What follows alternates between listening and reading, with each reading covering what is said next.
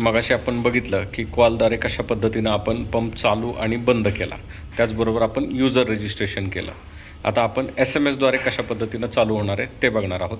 त्यासाठी star motor on अशा पद्धतीनं स्टार मोटार ऑन हॅश हा मेसेज आपल्याला जे सिम कार्ड टाकलेलं आहे त्या सिमला सेंड करायचा. आता मी सिम 1 वरून तो मेसेज पाठवतो. मेसेज मी पाठवला. या ठिकाणी आपण बघू शकतो की पंप ऑन झालेला आहे. आता पंप ऑन झाल्यानंतर तिथून फीडबॅक येईल. तो फीडबॅक मेसेज या ठिकाणी रिसीव्ह झालेला आहे. आपण बघू शकतो 3 फेज लाईट आहे, pump on, dry running set नाही केलेलं, मोड ऑटो आहे, SPP डिटेक्शन एनेबल आहे, मोटरचा करंट आहे 22 एम्पियर. आता त्याचबरोबर आपण बघू या ठिकाणी मोटर कशी ऑफ केली जाते.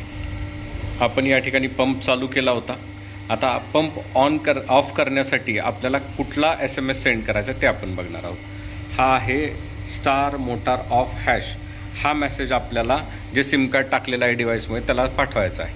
आपण हा मेसेज पाठवला या ठिकाणी.